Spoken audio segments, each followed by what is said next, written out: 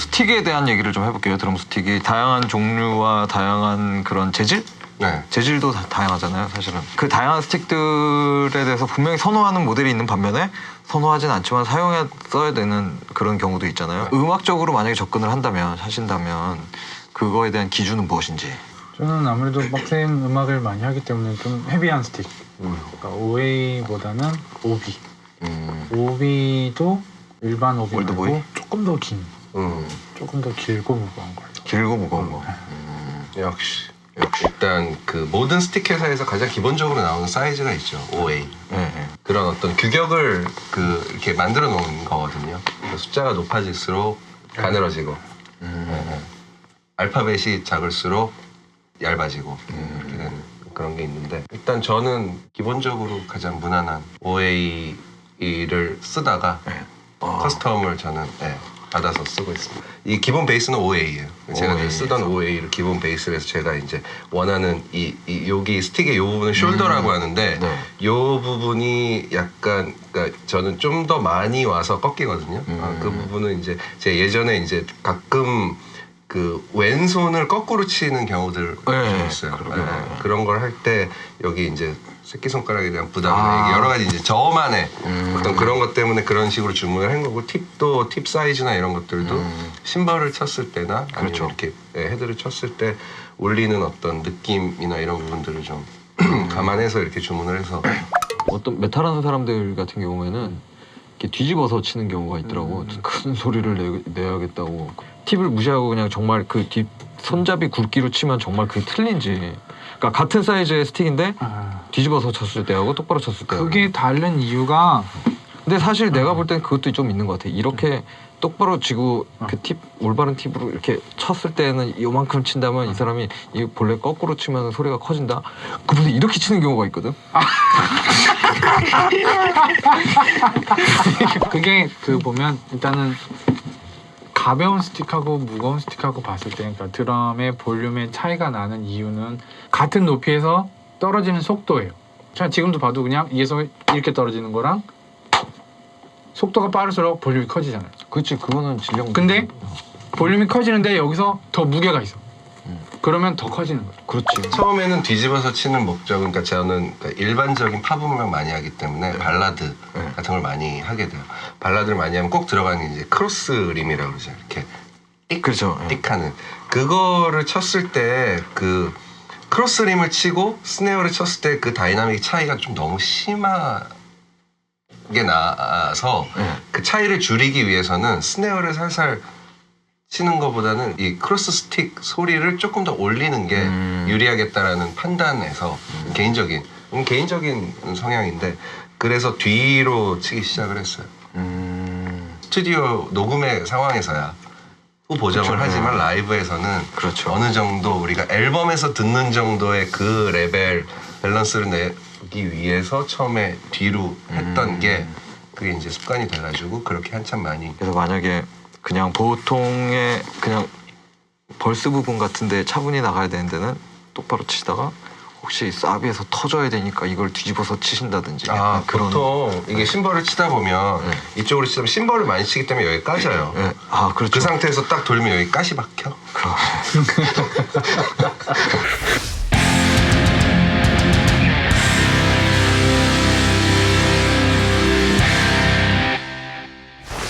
이 드럼 스틱하고 마찬가지로 킥 드럼의 같은 경우에는 페달이 있잖아요. 페달을 보면 이제 피에 직접적으로 때리는 비터 부분이 있잖아요. 그게 이제 톤 메이킹에 영향을 직접적으로 주잖아요, 보통. 저는 약간 좀 비터도 하드한 재질을 좀 많이 쓰는 편이거든요. 아무래도 소프트한 거를 쓰면 소프트한 소리가 어쩔 수 없이 나잖아요.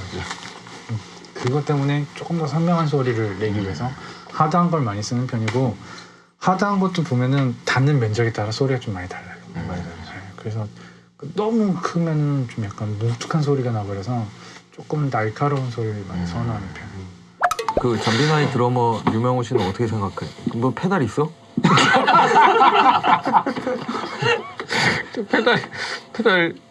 페달 있어요. 어떤 재질의 비터를 사용해? 저는 뭐 솜인데, 저 처음에는 제가 예전에 한번 썰틴 녹음할 때 솜인데 거꾸로 해가지고 플라스틱 부분으로 한번 해볼까 하다가 형한테 욕 뒤질라게 얻어먹었잖아요. 그렇지.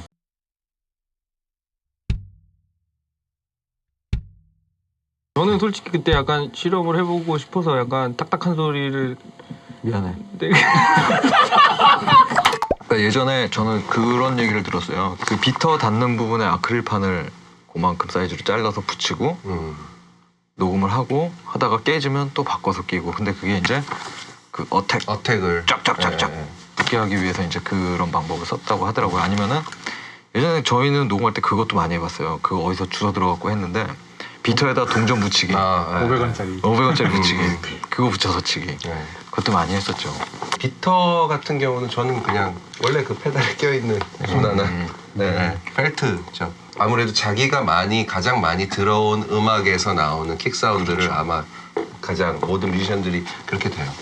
그러니까 저희 나이, 제 나이 또래는 8, 90년대 그 락, 팝에서 나오는 예, 전형적인 프로세싱이 예쁘게 잘 된 깔끔하면서도 로우 엔드가 딱 받쳐주는 그런 식의 킥 사운드를 좋아하기 때문에 개인적으로 비터보다는 헤드가 훨씬 더 헤드.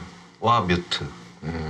킥은 사실은 뮤트가 그러니까 뭐 드러머들끼리 이렇게 전해 내려오는 말 중에 킥은 뮤트, 스네어는 터치 이런 말이 있긴 있거든요. 그렇죠. 그건 네, 상당히 킥은 중요하죠. 뮤트를 얼마나 잘 하느냐에 따라서 이제 사운드가 결정이 되고 스네어는 그 터치를 어떻게 하느냐에 따라서 또 사운드가 많이 그런 식의 킥 사운드를 만들기 위해서는 네. 이런 비터를 사용해야 된다. 이런 건 없다는 말씀이신 거죠. 그렇죠. 네, 저는 그거보다는 네. 튜닝과 네. 이제 비터발보다 뮤트발 뮤트발. 그리고 헤드 헤드과 그리고 그러니까 프론트 헤드와 이 베터 헤드와의 어떤 그 코미네이션. 조합. 네. 네. 저 같은 경우는 실질적으로 페달을 밟는 쪽은 좀 많이 풀르고요. 네. 반대쪽 앞쪽은 좀 많이 조이는 편이에요. 말씀하신 것처럼 킥 톤 만드는 경우에는 뭐 사실 튜닝을 한다 그래서 이렇게 다른 톤들처럼 이렇게 티가 팍 나질 않잖아요. 그러다 보니까 이제 뮤트가 정말 중요하잖아요. 그래서 이제 그 뮤트의 역할이 큰 걸로 알고 있는데 어떤 식으로 뮤트를 하시는지. 생음악 같은 경우는 아무래도 통의 울림보다는 어택을 되게 중시하기 때문에 지금 되게 잘 나왔던 것 같아요. 어택을 되게 중시. 아, 이게 아닌가 보다. 그거 아닌데. 어택을 되게 중시하기 때문에 그 치는 쪽 헤드는 좀 최대한 많이 잡소리가 안 날 정도로 풀르는 편이에요. 약간 둥해서 둥 했을 때 둥 소리보다는 둑 느낌 나게 좀 많이 풀고 프론트도 좀 약간 펄럭펄럭거릴 정도로. 근데 너무 풀르면 약간 찌컥찌컥 소리가 나서 별로 좋지 않아서 그 정도까지는 안 풀리고 적당히 풀고 뮤트 같은 경우는 이 헤드를 너무 닿게 뮤트를 다 해버리면 소리 자체가 안 나서 바닥에 담요 정도만 까는 편이에요. 그러면 거의 어택만 살고 그런 느낌으로 많이 쓰고 있어요. 거기다가 비터도 약간 좀 딱딱한 걸 치면 아무래도 어택이 많이 살죠. 저희면 큰일 나요. 약간 통이 만약에 그냥 통이 있을 때 얘를 보면 얘 뭐 이래 이렇게 울리는 소리인데 그냥 담요를 대면 거의 약간 이런 느낌. 여기서 그렇게 들려라고 반응을 해야 되는데 미안하지만 적절하지 못해서 해석은 했어. 이렇게 손발이 하고 진짜. 그러니까 뭐 이런 건데 이거를 차이가 없잖아. 지금 여기 잡아야지 여기를. 저 같은 경우도 저 녹음할 때나 이제 공연 때나 저는 뮤트를 좀 많이 하는 편이에요. 근데 이제 저도 그 피 닿는 부분을 뮤트를 좀 많이 하는 편이거든요. 그리고 그쪽 뮤트 많이 하고 들어봐서 필요하다면 통 바닥 뮤트를 조금 하는 편이고 그리고 일단은 저도 피를 좀 많이 푸는. 그게 이제 스튜디오랑 라이브가 좀 상황이 다른데 그렇죠. 라이브는 아무래도 약간 더 킥에서 나오는 릴리즈를 많이 깎죠.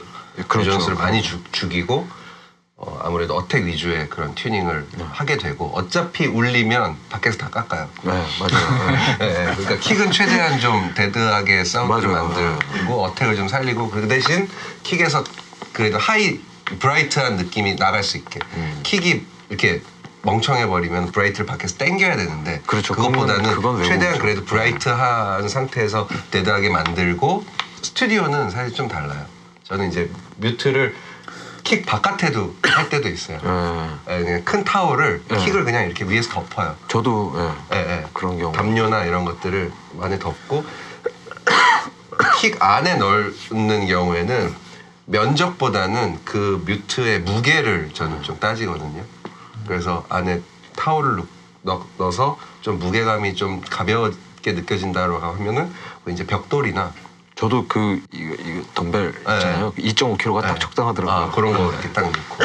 전에 어느 스튜디오에 갔는데 도저히 안에 넣을 게 없어가지고 옆에 있던 소화기를 꺼내서 조금 미니 소화기를 넣고 한 적도 있고. 그래요. 혹시 이렇게 팍 밟았는데 팍 터져갖고 안에서 역시. 그러면은 특효네 특효. 그거 뭐 좋네 아주. 드럼을 플레이할 때 튜닝이 어떤 식으로 돼 있고 뮤트가 어떤 식으로 돼 있을 때 내가 킥 페달을 밟잖아. 그래서 분명히 이것도 밟았을 때 반작용이 있단 말이야. 반동이 있는 거란 말이야. 그래서 그거에 대해서 선호하는 게 있다면 저는 좀 뮤트를 많이 안 하는 게 좋아요. 그러니까 만약에 뮤트가 되게 단단하게 돼 있는 경우 같은 경우에는 빨리 튀니까 제가 컨트롤을 좀 못해요. 그런 경우에는. 그래서 저 같은 경우에는 약간 텐션이 약간 물렁한 좀 게 루즈한 게 좋다. 그러니까 그거는 결국에는 뮤트 느낌보다는 이 비터 닿는 쪽 P의 튜닝에 관한 문제네. 그 튜닝이 문제인 것 같죠. 그거는 어떻게 생각해? 저요? 그것도 이건 음악에 따라 달라서 내가 오로지 꽂히게끔만 쓰겠다 그러면 좀 약간 루즈하고 어택감 있게 쓰는 거고, 약간 툭 소리랑 둥 소리랑 같이 쓸 거다 그러면 조금 더 튜닝을 조금 더 타이트하고. 그러니까 저 같은 경우는 일단 아까도 말씀드렸듯이 뮤트를 안 한 상태에서 킥 사운드를 일단 완성을 하고 그 레조넌스를 뮤트로 이렇게 만드는 거기 때문에 이쪽 배터와 프론트의 그 헤드의 그 텐션이 굉장히 중요해요. 저한테는. 그리고 이제 연주자들은 많이 느끼는데 이 헤드는 단순히 이 헤드의 음뿐만 아니고 이 헤드의 텐션에 의해서 연주하는 감각이 완전 달라요. 그렇죠. 네, 그 굉장히 중요하고 그게 제일 민감한 게 사실 킥이에요. 평소에 내가 좋아하는 그 텐션이 아니면 말이 무슨 그냥 바보 돼 진짜. 완전 바보 돼가지고 막 뚱뚱뚱 이렇게 돼서 전체적인 그루브가 깨지기 때문에 킥에서의 이 텐션은 단순히 사운드도 있지만 내 발에 편한 텐션이 분명히 있어. 근데 가끔 녹음하다 보면 그런 사람 분명히 있어요. 그러니까 음악 스타일이나 이런 거에 맞춰서 분명히 튜닝을 하고 마이킹을 다 해놨는데 막상 해보니, 그러니까 소리는 본인도 마음에 들어하고 나도 좋다고 생각하는데 막상 연주를 해보니 그러니까 속도가 그러니까 반동이 없어지니까 연주를 못하겠다. 연주를 못하겠다. 그러니까 맞아. 그러니까 나도 그런 걸 본 적 있거든. 그러니까 보통 좀 그래 나는 존나 데스메탈이니까 좀 세니까 피 다 풀러 이런 사람들이 있어. 왜냐면 피를 다 풀면 그만큼 서스테인은 짧아지면서 어떻게든 살아나게 되니까. 근데 그러면 결국에는 거기다 대고 더블 페달을 밟는다고 치면은 진짜 그냥 비닐봉지에다가 밟는 느낌이에요. 그래서 전혀 이 반작용 느낌이 없으니까 그거에 대해서 또 되게 힘들어해서 결국엔 세게 밟는 수밖에 없는 거 자기 발목을. 그래서 그게 항상 딜레마기는 하더라고 보면. 그거는 형 페달의 텐션하고도 관련이 있지 않을까요? 페달의 텐션하고도 관련이 있는데 페달의 텐션은 내가 손쉽게 사운드의 변화와 상관없이 만질 수 있지만 이 헤드에 이건 내가 돌리면 사운드가 변하잖아. 변하죠. 지금 내가 베이스를 치는 게 너무 불편해. 예를 들어서 킥을 치는 게 그럼 내가 편한 상태로 풀었어요. 예를 들어서 그런데 사운드가 달라졌죠. 그러면 내가 편안하게 칠 수 있는 텐션에서 그 사운드를 만들려면 결국은 저쪽 비를 어떤 식으로 조합을 시키느냐에 달려있거든요. 일단은 어떤 상황에서든지 프론트 스킨과 헤드는 튜닝을 그러니까 드러머들이 항상 좀 공연장이나 어디 스튜디오나 일찍 다니는 이유가 일단은 튜닝하고 셋업하는데 아무래도 다른 악기들은 그쵸. 자기가 맨날 쓰던 악기 그냥 딱 갖고 와서 이렇게 탁탁탁 하고 착 하면 되는데 내가 늘 편하게 익숙하게 친 내 작업실에 있는 내 드럼은 계속 얘는 여기 있어. 드럼이 준비 과정이 사실은 굉장히 좀 시간이 많이 필요해요. 네, 그렇죠. 많이 필요한 작업이에요. 어딜 가서 사실 라이브를 하거나 레코딩을 할 때도 사실은 이 사전 준비가 굉장히 많이 필요한 악기인데 사실은 이게 뭐 시간적인 여유나 그런 것들이 버짓이나 이런 것들이 충분치가 않기 때문에 또 계속 이제 그 킥 드럼에 대한 얘기를 좀 할게요. 여기 또 이제 질문이 킥 드럼 뮤트는 어느 정도 트렌드가 있지 않아요? 저는 유행이 좀 있는 것 같아요. 네. 그러니까 팝 음악 씬에서 외국의 뭐 예를 들면 그래미를 누가 받느냐, 네. 그 사람의 음악 스타일이 어떠냐. 그러니까 뭐 작년에 그래미를 받은 샘 스미스 같은 경우에 보면 킥 사운드가 굉장히 영국의 어떤 그런 느낌과 이렇게 벙벙 되면서 굉장히 정형화되지 않은 킥 사운드로 아까 잠깐 엄청난- 들려주셨던 네. 센세이션을 일으키면서 그냥 그 젊은 나이에 그래미를 휩쓸었단 말이에요. 그 이후로 그러니까 또 예를 들면 그 전에 다프트 펑크가 그렇게 나오면서 그런 스타일의 그런 디스코 펑키가 다시 한번 전 세계적으로 유행을 하고 그런 드럼 사운드가 유행을 하거든요. 저는 유행은 있다라고 약간은 봐요. 지금 옛날 같은 정말 진짜 뭐 옛날 쌍팔년대 메탈이나 아니면 뭐 그 뭐 하드코어나 지금 뭐 요즘 뭐 힙합 같은 거나 보면 분명히 사운드 차이가 있잖아요. 그래서 그거에 그냥 음악을 따라가는 것 같아요. 루트 같은 것도 그렇고 튜닝도 그렇고 플레이 자체도 그렇고 다. 근데 심지어는 저 같은 경우도 제 스스로의 드럼 톤이 제가 이제 뭐 드럼을 한 20년 정도 쳤는데 매해 바뀌어요. 제가 좋아하는 게. 그렇죠. 네, 그게 그렇죠. 진짜 많이 바뀌고 상현 씨도 마찬가지로 네. 좋아하는 사운드, 야, 이 사운드지. 네. 그러다가 또 한 해가 지나고 이게 또 저도 나이가 들고 내가 변하면서 모든 게 또 바뀌는 그런 것들이 그렇죠. 저도 사실은 처음에 이제 엔지니어 공부 시작할 때 학원에서 이제 크리티컬 리스닝을 배우잖아요. 그런데 저는 그 당시에 그 극악한 데스메탈, 막 블랙메탈 이런 거에 빠져 있을 때여가지고 그래갖고 그걸 들으면서 야 죽인다 막 이러고 있었는데 지금 못 들어요 그거. 네. 지금 못 듣습니다. 그 참 어쩜 그렇게 그렇습니다. 그러면 트렌드가 어느 정도 있다라는 말씀이신 거죠? 저는 사운드의 트렌드는 계속 진짜 아까 말 그대로 계속 하이파이로 발전하는 것도 아니고요. 그렇죠. 네, 이거는 계속 유행에 따라서 패션이나 이런 거랑 똑같은 것 같아요. 그렇죠. 탐도 인치수 많고 막 엄청 많잖아요. 그게 드럼 사이즈는 깊이 좀 트렌드가 있어요. 탐치닝에서 중요한 거는 저는 레조넌스예요. 그거 생각하면 산토끼 노래. 산토끼 이렇게 될 것 같아요. 다 이렇게 치잖아. 여기 보면은 드러머 있는데 상당히 되게 트렌디한 음악을 게러지 같은 되게 하드웨어나 튜닝에 대해서 관심이 별로 없어요. 어? 아니 야 지금까지 튜닝의 기준이 없다라는 게 같이 하는 것도 저는 되게 좋은 방법이라고 생각을 해요. 드러머지만 엔지니어잖아요. 그러다 보니까 킥을 쳤을 때 탐이 울리는 게 있는 엔지니어 쳤을 때 탐 일반 탐이 튜닝에 대한 견해의 차이가 조금씩 있긴 한 거. 그런 부분들은 이제 대화로 잘. 대화가 중요합니다. 대화가 필요합니다.